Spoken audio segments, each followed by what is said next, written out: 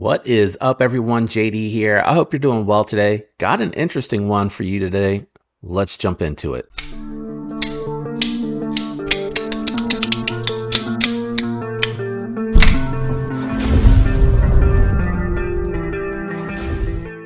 All right, guys, we're taking a look at a knife that was linked into the channel by my boy Jay Dizzle. Shout out and thank you, sir, for letting us take a look at one of your knives.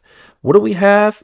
We have the Brown Knives FSD, and first time ever checking out Brown Knives, first time ever checking out or handling an FSD. So very excited today to do both.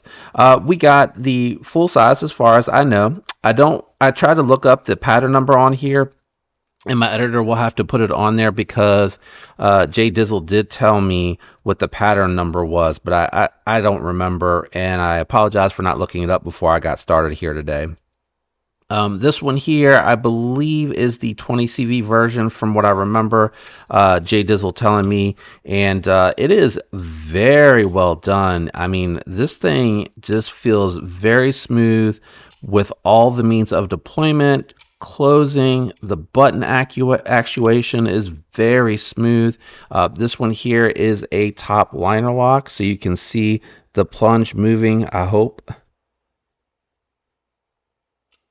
See it kicking out there. So it is a top liner lock with a button, very much like what you see on the Spyderco Smock as far as the type of design that it is. And then it's kind of going into, well, it's not kind of, it is going into this little part here where it kicks onto the blade, keeps the blade in place and keeps it from moving. And unfortunately, it's a little dark, so I can't really show it to you too good. But my hope is the camera is doing a good enough job picking that up. So it's a very cool design. It has a steel liner on the liner lock side. If you see those little screws there, it's screwed in to place to keep it from moving, keeping everything secure. And then externally, it just appears to have this one screw that goes through to the other side. As high as it is, I'm assuming it's going into the body because it doesn't look like it would hit in the screw. So I'm thinking, yeah, you can see there's some screws right there for the pocket clip. I'm getting really close to the camera with the blade. With the pocket clip right there, I'm hoping I have a good angle. It's really hard to get it to see it. Let me try to pop up a little bit more. I'm thinking, let's just grab the flashlight. Make this easier on all of us, right? So there you go.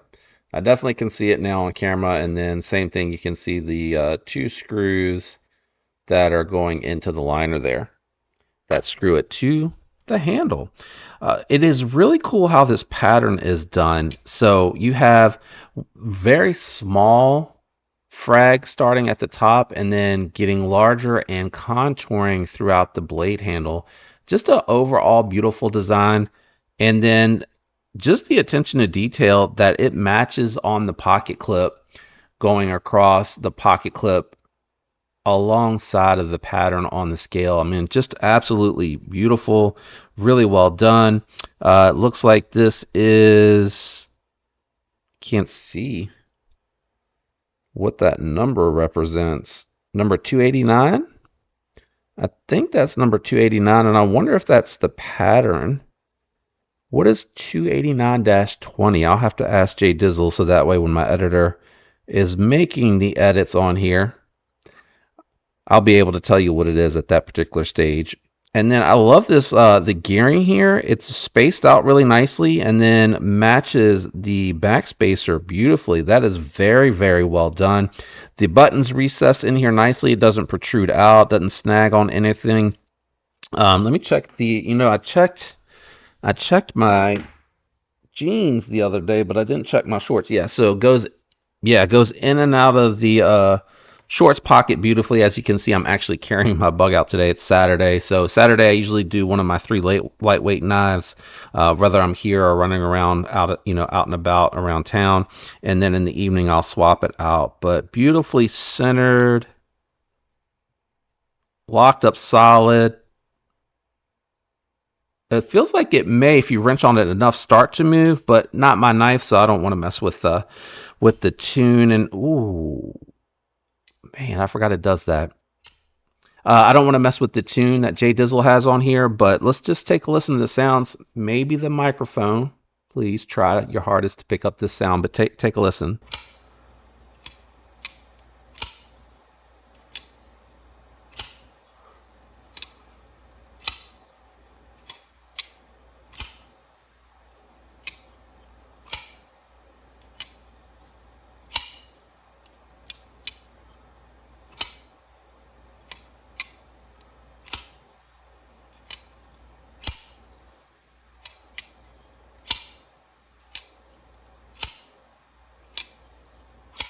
Can't get it to ting.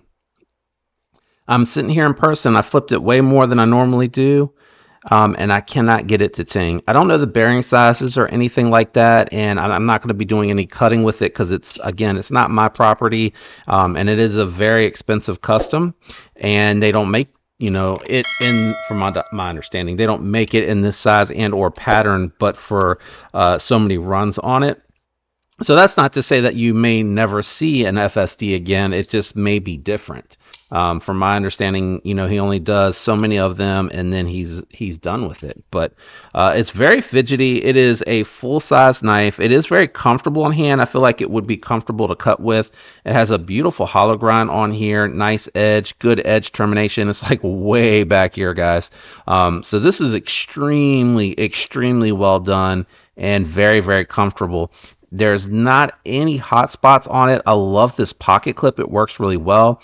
He does have a landing pad underneath the pocket clip, so it goes in and out of the pocket nicely. This is really nice. Let's go ahead and do our typical size comparisons, because this, again, it is a very large knife. I think some size comparisons will help.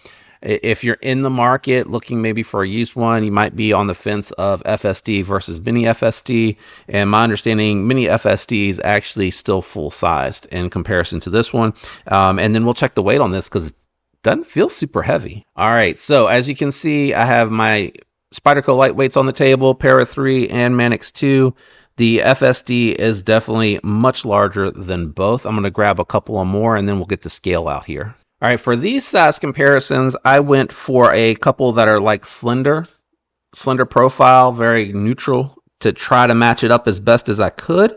I have the Militao here on the table, which you can see. I think the mini FSD is like this size. That is the reason that I picked this one up, because I believe, based off the measurements, the mini FSD would probably be more in line with the Militao, and then I picked the Devo Knives Lush just for a small size comparison that you can still, you can get 4 fingers on here, but the mini FSD I feel like would be more in line with that Militao. Let's close these up and do profile, and then we'll weigh. All right, so I am calling a little bit of an audible here, so apologies for that, but I wanted to bring the bug out here to show close slender profile, just so you can see, even though it is longer overall, closed up, it is very close to the Militao, and then not really close to the bug out. But I thought the bug out would be, another good comparison, because this is still a 4-finger knife that you can get in hand, but closed up, that Brown FSD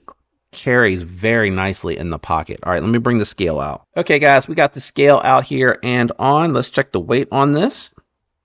So lighter than a Shaman, much larger, but lighter than a Shaman. That's pretty impressive, guys. And then like a Padre, I think is 5.3 ounces. So really great rate. Let's go ahead and wrap it up. All right, normally I do scores on these. I've been doing them a lot lately, but this is a little bit more of a challenge, because this is definitely more of your overview type thing.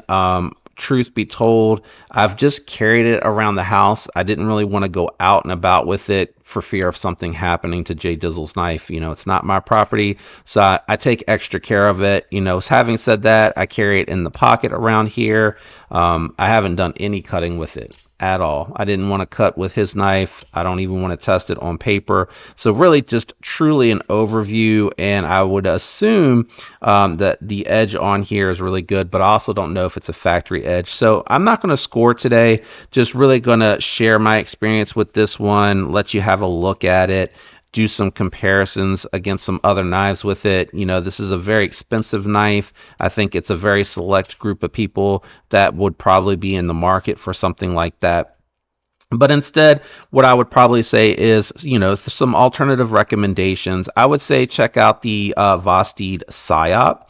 You're getting that one with LMAX and titanium. You're getting that same style button lock, except it's on the show side instead of on the clip side. I think this is a cleaner look, and it is super easy to operate, but both require you to move your hand back up off the blade when you're fidgeting with it, which I don't know how much of a factor that is for you, but I think that would be a really, really good option.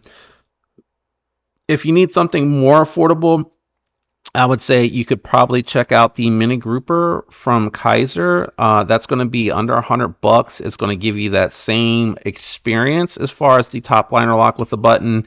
Obviously, the build quality and everything is going to be a little bit more superior here on your Brown knives based off of how I've handled them and how they feel. Now, that's not to say the other two knives that I'm kind of recommending based off your budget, if you'd like to experience something like this, are not really good. They're extremely good. I would even say that the Mina Grouper punches above, except for the fact that it's all budget materials at the time of this recording. I'm kind of hoping they'll do a premium version of that one. That's how much I really liked that one.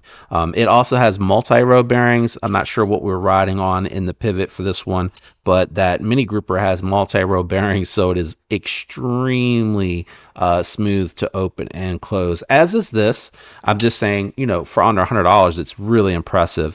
And then I think at $250, the Vosteed Psyop is going to get you really close to this. It's going to have probably about the same weight.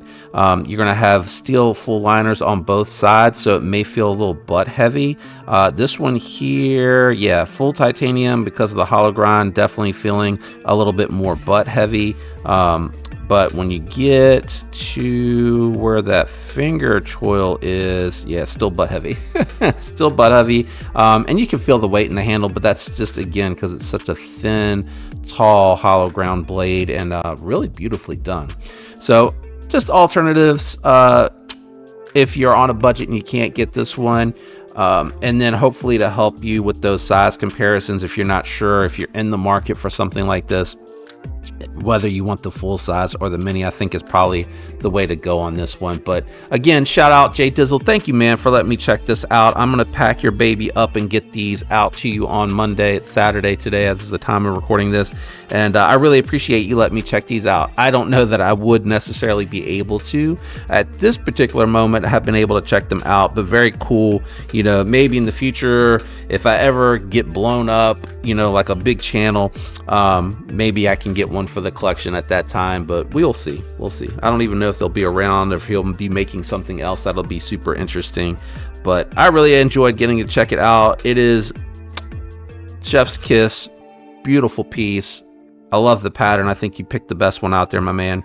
And thanks to everyone for hanging out and just taking a look at this one today. I know it's not, everybody's cup of tea. I know it's not in everybody's budget, but it's still fun and interesting to take a look at that side of the industry, that side of our community.